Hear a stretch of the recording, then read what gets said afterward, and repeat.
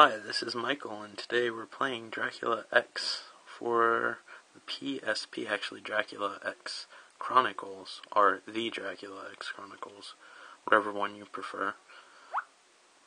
And I just pushed the wrong button because I'm awesome.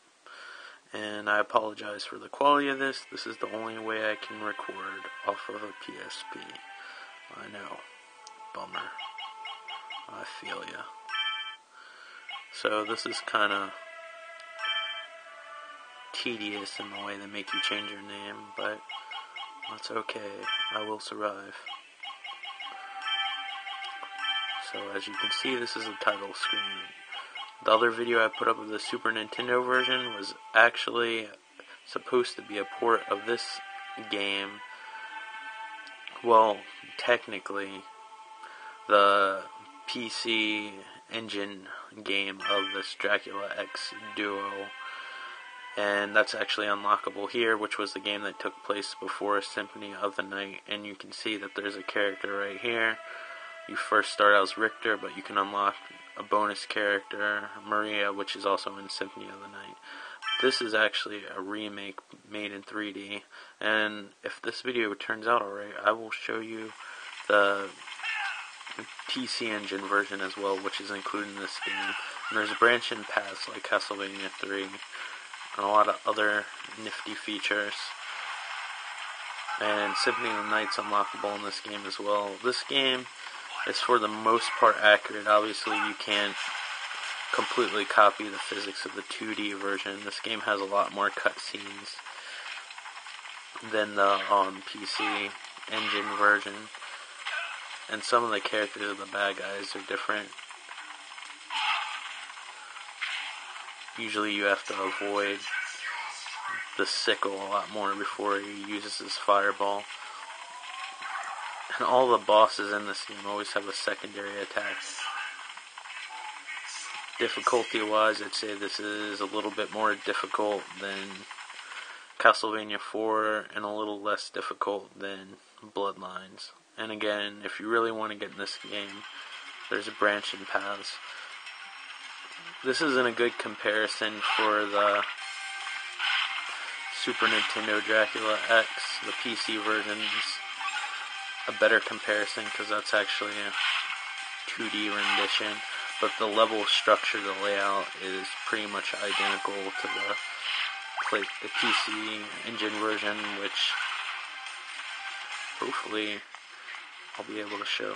Here's a cutscene because apparently they think in order to update a game, you have to add cutscenes. This is supposed to be the village from Castlevania 2. Actually, I think you can read this sign. Maybe that's just the PC Engine version. It's harder to tell in this version because it's that 3D, 2.5D graphic style. The PC Engine's a lot easier to tell. It looks like the NES version a lot more.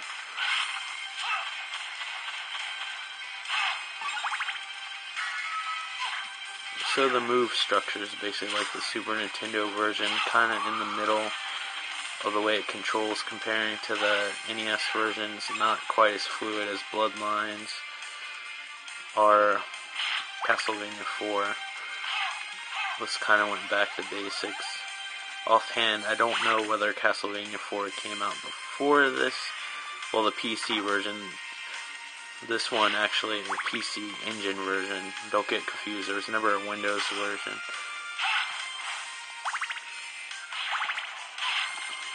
If you watch the Super Nintendo playthrough, none of this is in it. The only thing they got right in the Super Nintendo version is some of the enemies. And there's fire in the background. And you play as the same character. But that's about it.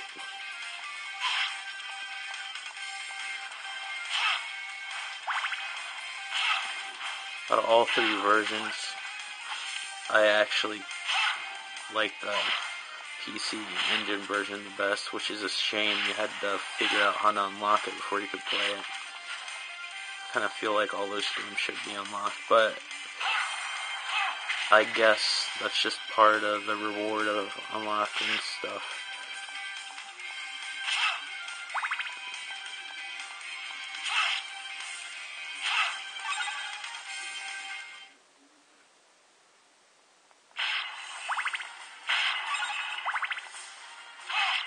It's playing the boss music, so that means something horrible is about to come.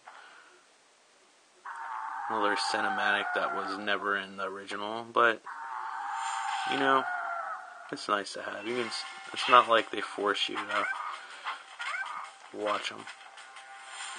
For the most part, the attacks on this are the same.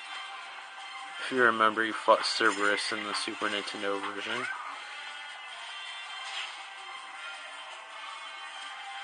For a PSP game, this isn't mind-blowing, but it looks really good for what it is. I always wish they'd release this on PlayStation 2, so it was a while before I actually got to play this when it came out on PSP.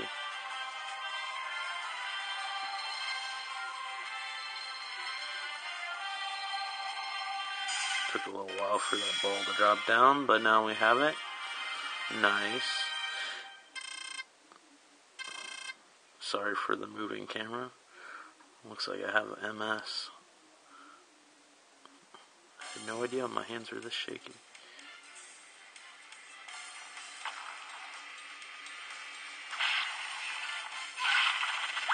You know, a little remix thing going on in the first Castlevania game.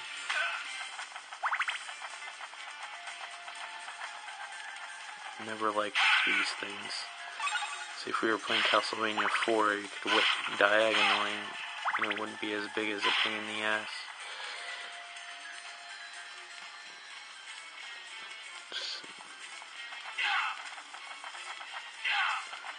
I'm sure I'm going to get complaints if people watch this. Why do you record off the PSP? Well, I'm recording off of a PSP Go. It doesn't have the TV outs on it. And I know I'm rare. I, for one, actually like the PSP Go. I don't like the idea of digital media, but at the same time, I like the idea of not carrying a shitload of games with me, and I can just put this in my pocket and play several games. I actually thought it was going to fare better, but, I mean, it was basically scrutinized, so.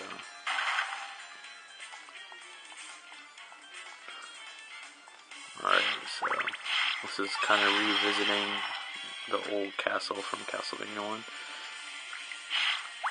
There's some differences, of course. I think the most,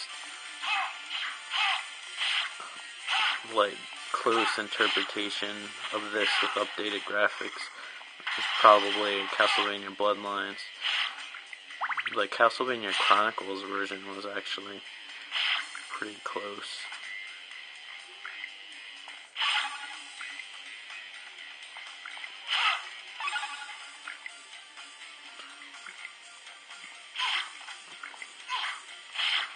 I don't have my axe.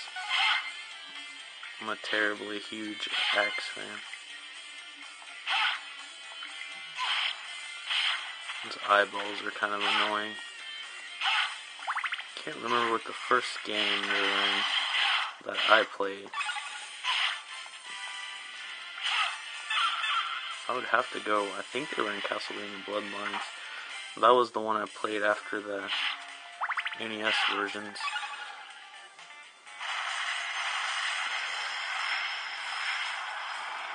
Kind of fighting this camera here. It tries to auto zoom, and maybe I don't know how to use it that much, but it changes the picture.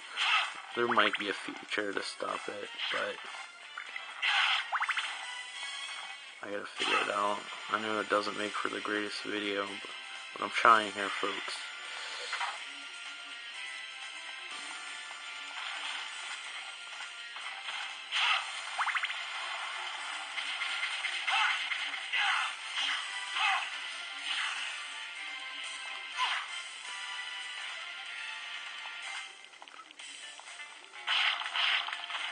The Castlevania Chronicles version, when you went to go get the pork chop, which is usually there, or some other type of item when you revisit this castle, they played a trick where there's a bunch of hunchbacks, or what they later called fleamen, which are a pretty annoying enemy. But hey, It's cool. That's the way it goes sometimes.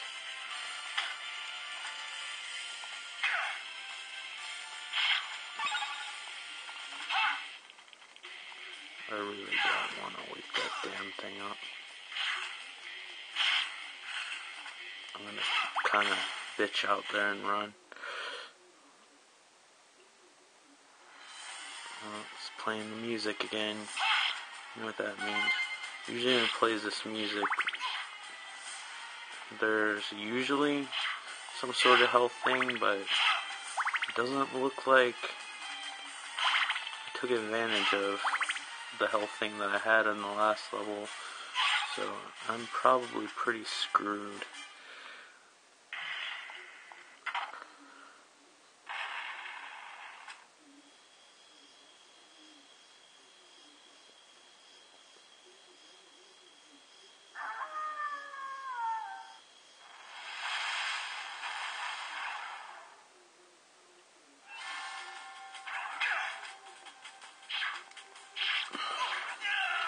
Trick with that guy is to keep on hitting him and keep on moving.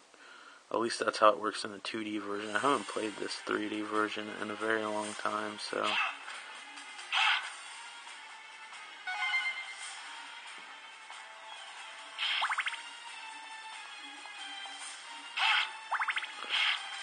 it's all fair game.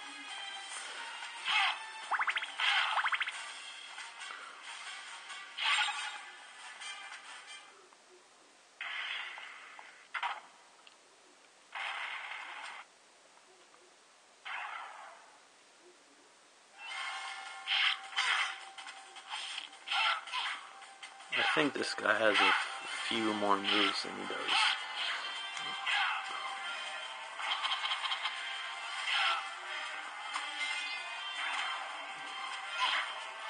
Fire thing's a little bit more useful than the Nintendo versions, because it actually goes somewhere.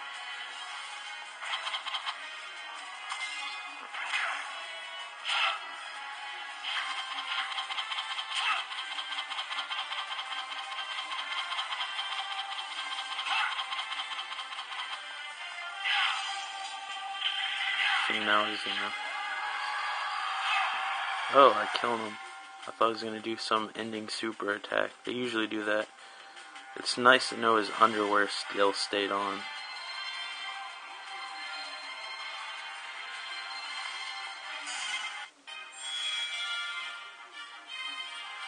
Stage clear. Well, how about that?